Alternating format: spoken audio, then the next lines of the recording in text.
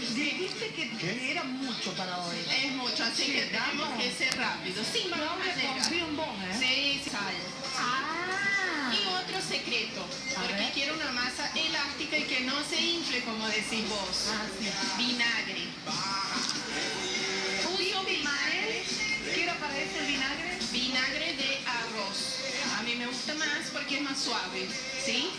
Es el mismo vinagre que se usa para el sushi. Y aceite. ¿Sí? Aceite de maíz. Si no quiere poner aceite, tiene que ser una materia grasa, tiene que haber. Ah, es ¿sí? japonés, vinagre, preguntan. Sí, sí, de arroz. Sí, Porque es de arroz. es de arroz.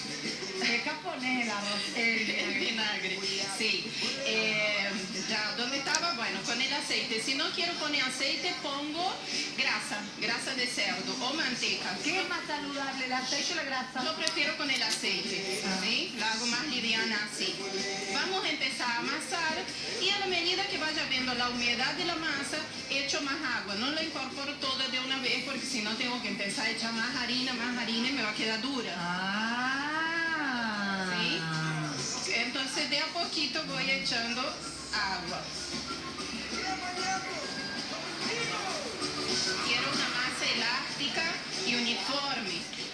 Un poquito de levadura para que se airee, pero no demasiado, si no me va a quedar Mucha harina se pone dura, le vamos agregando agua y la vamos equilibrando. Le vamos equilibrando y le vamos dando elasticidad. Ah, Después 10 minutos descansando para poder hacer los bollitos y estirar las tortillas, ¿sí? Ah, ¿cuántas tortillas van a salir de ahí? Acá salen 24.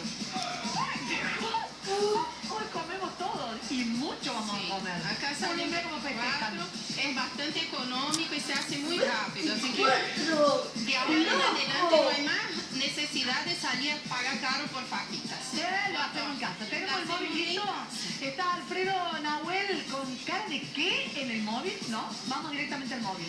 Bueno, no vamos a jugar al cara de qué, pero sí vamos